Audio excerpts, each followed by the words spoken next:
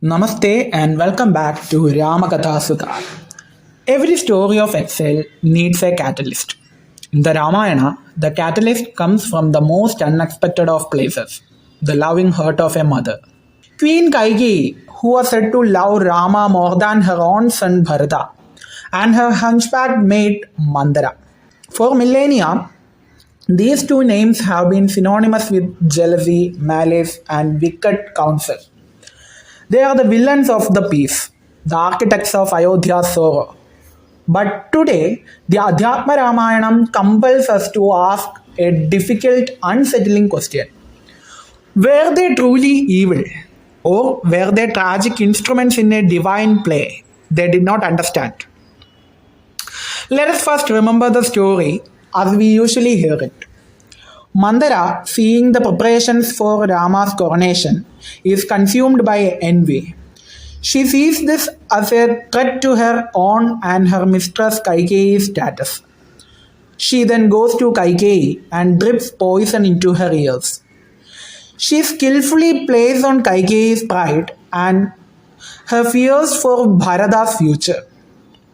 Kaikeyi, initially overjoyed at Rama's coronation, slowly succumbs to this poison. Her love turns to insecurity, her pride turns to ambition. She makes the fateful demand of King Dasharatha. In this view, Mandara is the wicked instigator and Kaikeyi is the weak-willed, jealous queen. It's a straightforward story of human failing. But now, let's pull back the curtain and see what the Adhyatma Ramayanam reveals. It tells us that as the gods in the heavens saw the preparations for Rama's coronation, they became worried. They thought, if Rama becomes king, he will stay in Ayodhya. How then will he fulfill the purpose of his avatar, the destruction of Ravana, and the relief of Mother Earth's burden? So they approached the goddess of wisdom and speech, Saraswati. They plead with her to descend to earth and obstruct the coronation. And so, Adhyatma Ramayanam says, Goddess Saraswati enters the mind and tongue of Mandara. The cruel words that Mandara speaks are not just her own. They are divinely inspired.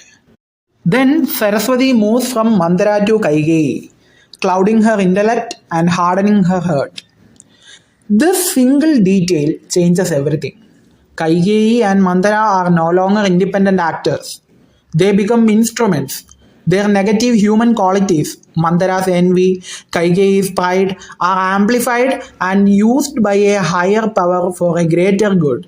They are caught unknowingly in the grand cosmic Leela.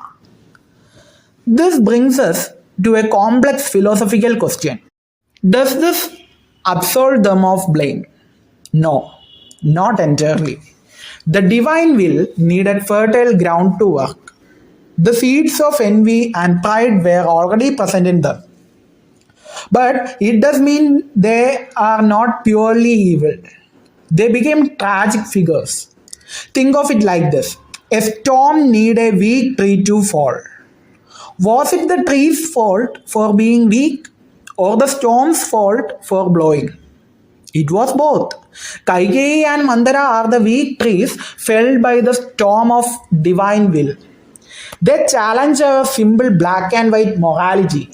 They represent a profound spiritual concept, the limited agency of the jiva, the individual soul.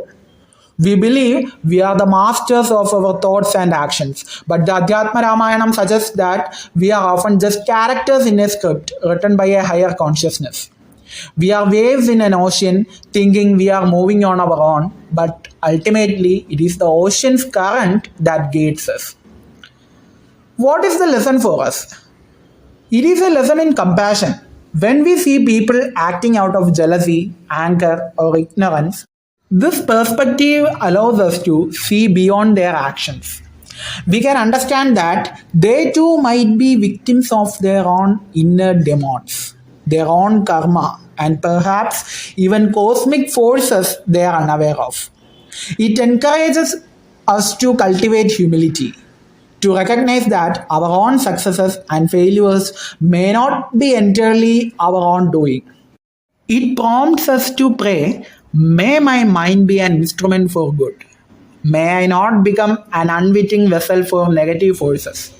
Kaigeyi and Mandara in this light become a stark warning. Guard your mind, purify your heart, lest you become a pawn in a game you don't even know you are playing. By reframing Kaigeyi and Mandara, the Adhyatma Ramayanam doesn't excuse their actions. It deepens our understanding of them, transforming them from one-dimensional villain into complex tragic figures who were catalysts for destiny. Thank you for exploring this challenging idea with me. If this new perspective on Kaigeyi and Mandara has made you think, please like, share, and subscribe to Ramakathasudha. Let us continue to uncover the hidden depths of this great epic.